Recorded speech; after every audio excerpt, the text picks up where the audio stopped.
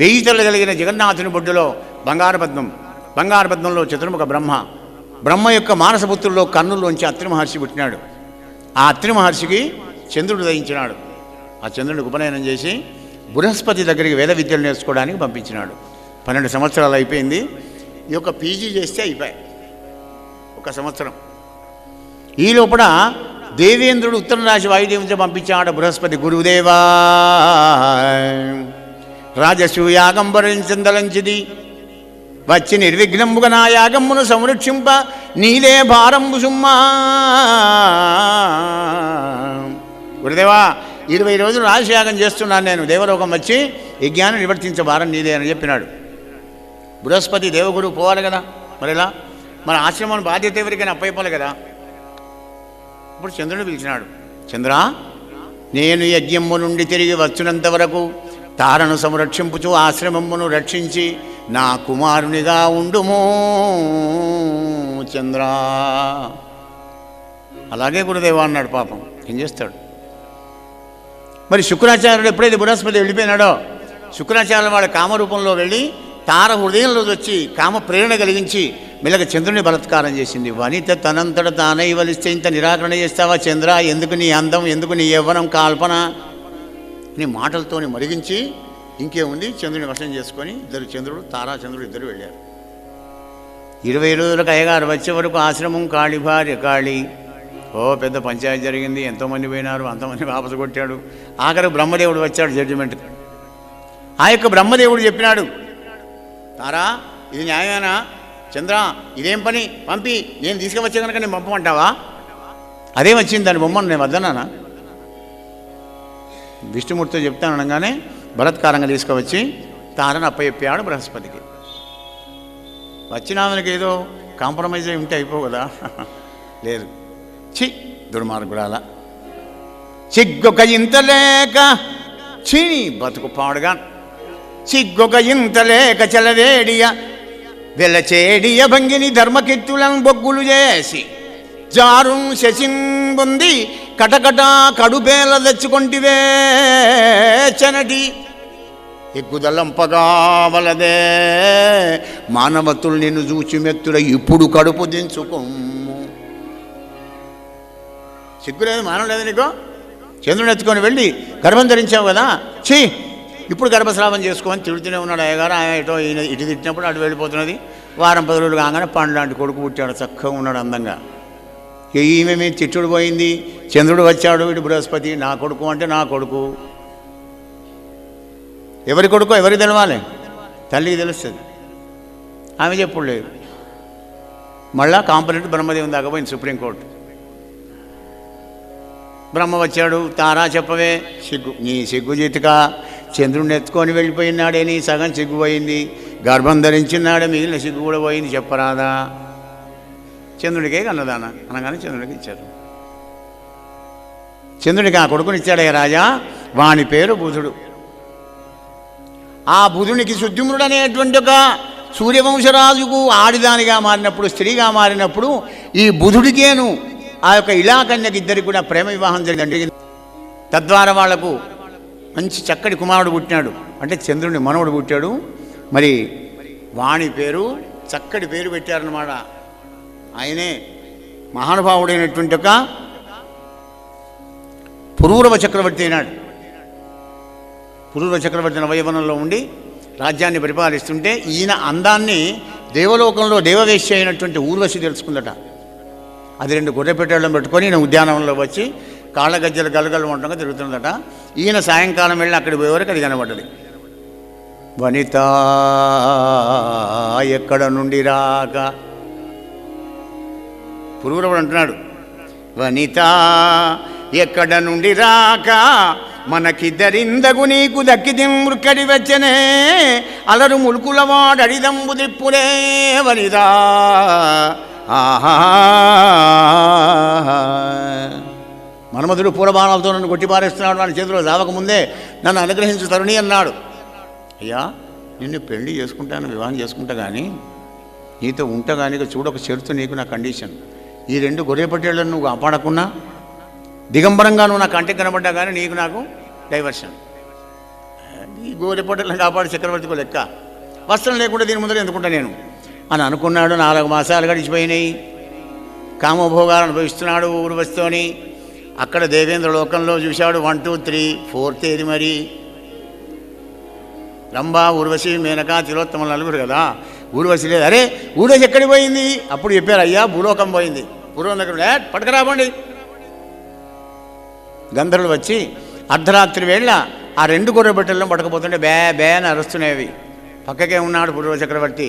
అప్పుడు అడిగింది, ఏమయ్యా నా బిడ్డలను దొంగలు ఎవరో ఎత్తుకోబోతున్నారు, అరుస్తున్నాయి నా బిడ్డలు, నా గొర్రెబిడ్డలను తీసుకువచ్చి అప్పయ్యప్పు. మంచి నిద్రలో ఉన్నాడు పూర్వ చక్రవర్తి. వినబడ పగతురు దొంగలరే పగ మగటిమి వాటింపలేక మగతన మెల్లన్ మగువల కౌగిట చూపెడు మగవాడవుడ కంటే మగడు మగవుడొప్పున్. ఏటికి నీ రాజరికం ఏటికి మొరవెట్ట పశువులాదుర్పణ ఓ ఆడదని లేచి దొంగల గిటవు బెడలంగా శవము క్రియ ఉండేదవేమయ్యా. ఏటికి నీ రాజరికం? నీ రాజరికం చక్రవర్తి ఎట్టయినవా నువ్వు? ఆడదాన్ని అబలను నేను మొరబెడుతుంటే గుర్రబట్టి నిద్రపోతున్నావా? కఠినమైన మాటలను విని పాపం నిద్రలో ఉన్నది పరిచేసి కళ్ళు నలుచుకుని లేచి వెళ్ళి ఆ గొర్రెపోటలను ఆ గంధర్వులను జయించి గొర్రెపోటలను తీసుకొని వచ్చాడు. కానీ ఈ లోపల నిద్రలో బట్ట వదులవుతుంది కదా, ఇట్లా సహజం కదా. పోయినాడు వాళ్ళని జయించి వచ్చాడు, కానీ దిగంబరంగా వచ్చాడు. ఆప్షన్ మొదలే చెప్పేది. డింగన మాయమైపోయింది ఊర్వశి. ఆ ఊర్వశి వెనకాల బయట వెళ్ళాడు స్వర్గానికి.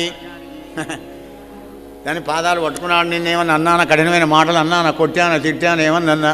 నువ్వు లేకుంటే నేను బతకలేను ఊర్వశి. ఇప్పుడు దశించుకు ఏమయ్యా మగువలకింత లొంగిపోతావా?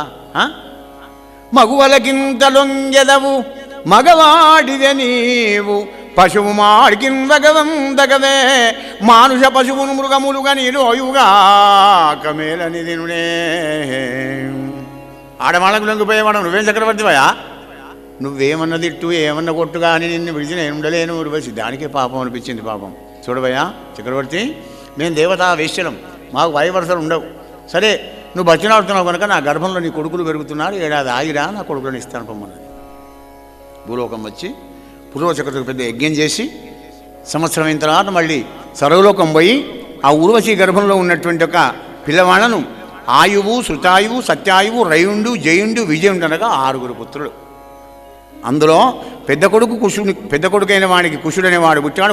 కుశాంబుడు, ధూర్తయుడు, వసువు, కుశనాభుండని వాళ్ళు 9 సంభవించారు. అందు కుశాంబుడికి గాధి అనేవాడు పుట్టి పెద్దగా రాజ్యాన్ని పరిపాలిస్తున్నాడు. ఆ గాధి అనేటువంటి మహానుభావుడికి ఒక ఏకైక పుత్రిక సత్యవతి అనేటువంటి పుణ్యాత్తురాలు పుట్టింది. కూతురుకు పెళ్లి చేయాలి అని అనుకుంటున్నాడు. కానీ అప్పుడు సంబంధాలు ఇంకా వచ్చలేదు. ఏమయ్యా నీ బిడ్డని ఇస్తావా అని అడిగే రోజులు అవి. అవే రోజులు మళ్ళా వస్తున్నాయి. చక్రమేనా అది. అయితే గురుకులాన్ని నుంచి గురువాక్యం తీసుకొని రుచికుడు అనే బ్రాహ్మణోత్తముడు వచ్చాడు ఈ గాలి మహారాజు దగ్గరికి. ఏమయ్యా నీ కూతుర్ని ఇస్తావా? నేను పెళ్లి చేసుకుంటాను, నా కూతురు కావాలా? అయితే 1000 గుర్రాలను, గుర్రం తెల్లగా ఉండాలి, ఒక చెవులు తోక నల్లగా ఉండాలి, 1000 గుర్రాలు నాకు కన్యాశుల్కం ఇస్తే నా బిడ్డని ఇస్తాను, ఒక గుర్రం దక్కకుండా నేను ఇయ్యను అన్నాడు. వరుణదేవుని ఉపాసన చేసి ఆ రుచికుడు 1000 గుర్రాలను తీసుకొచ్చి మామగారికి ఇచ్చాడు. శబాష్, వీడు నా కూతుర్ని కాపాడుతాడు అనే నమ్మకం కలిగింది గాదికి. శుభముహూర్తంలో పెళ్లి చేసినాడు. రోజులు గడుస్తున్నాయి. ఒక్కనాడు రుచికుడు యజ్ఞానికి పోతుంటే సత్యవతి అన్నది, ఏమండి మా అమ్మకు కూడా మగ సంతానం లేదు, మనకు కూడా ఒక మగ సంతానం కలగాలి కనుక 2 చెరువులు తీసి పెట్టండి మీరు యజ్ఞం చేస్తున్నప్పుడు. అంటే పరమాత్మగా నివేదన చేసినటువంటి ప్రసాదం. 2 చెరువులు తీసుకువచ్చాడు. తరుణి, ఇగో ఈ చెరువు నువ్వు తిను, ఇగో ఈ చెరువు మీ అమ్మకి అలా పెట్టండి అనేది 2 చూసింది, పెట్టింది. ఆశ్రమ పనులు చేసుకుంటూ తల్లికిచ్చే చెరువు తాను తిన్నది, తను తినేది తల్లికి ఇచ్చింది. మిస్ అయిపోయింది అనమాట. అది తెలుసుకున్నాడు రుచికుడు. అయ్యయ్యో ఎంత పని చేశావే సత్యవతి, తల్లి చెరువు నీవు దాల్చి నీ చెరువు తల్లి పాలనెడితివి తరళ నేత్ర కొమ్మ ఇంక నీకు క్రూరుండు బుట్టు మీ అమ్మ బ్రహ్మ విధుని అనగునిగను పొమ్మా. నువ్వు తినే తినక మీ అమ్మకి ఎందుకు ఇచ్చావు? మీ అమ్మ సజ్జనుని కంటది, సాత్వికుణ్ణి. మరి నీకో క్రూరుడు పుడతాడు పొమ్మని అనగానే ఏడుస్తుంది సత్యవతి. తొలుచూడు కానుపు మొదటి సంతానం ఇటువంటి క్రూరుడు పుడితే నేను ఎలా భరించగలనండి పదాలు పట్టుకొని ఏడ్చింది. భార్య ఏడుపును పాపం అని నీ కొడుకు సజ్జనుడై పుడతాడు కానీ నీ మనవడు క్రూడై పుడతాడు పొమ్మన్నాడు. మరి కంప్యూటర్లో అయిపోయినాయి గడిచి ఎలాంటి అలాగేనా అని మనకు డౌట్. అవును, మరి ఋషి కూడా ఆ విధంగా ఉంటే మనం పూర్వ ఋషులు వాక్సిద్ధి మరి ఎలా వస్తుంది? తపస్సు చేస్తే వస్తుంది. ఏమిటా తపస్సు? అనుద్వేగకరం వాక్యం సత్యం ప్రియహితం చయత్ స్వాధ్యాయాభ్యసనం చైవ వాంగ్మయం తప ఉచ్యతే. అనుద్వేగకరం వాక్యం సత్యం ప్రియహితం చయత్. ఉద్వేగపూరితమైన మాట మాట్లాడకుండా సత్యంగా, ప్రియంగా, హితంగా, మితంగా మాట్లాడుకుంటూ స్వాధ్యాయనం సద్గ్రంథపఠనం ఎవడైతే చేస్తూ ఉంటాడో వాడికి వాక్సిద్ధి కలుగుతుంది. వాడు ఏదంటే అది అవుతుంది అని చెప్పి ఏది పడితే అది అనరు వాళ్ళు మహాత్ములు. నీ కొడుకు సజ్జనుడు పుడతాడు కానీ నీ మనవడు క్రూరుడు పుడతాడు పొమ్మన్నాడు. పరీక్ష మహారాజా, ఆ క్రూరుడే, ఆ కొడుకేమో జమదగ్ని మహర్షి, ఆ క్రూరునిగా పుట్టినటువంటి జమదగ్ని మహర్షి కొడుకే మరి పరశురాముడయ్యా. 21 సారి రాజులందరినీ కూడా ధారణికి బలి చేసినాడు ఆ మహానుభావుడు, ధర్మ సంస్థాపనం చేసినాడు అన్నాడు. 24 అవతారాలు భార్గవ రామావతారం ఒకటి.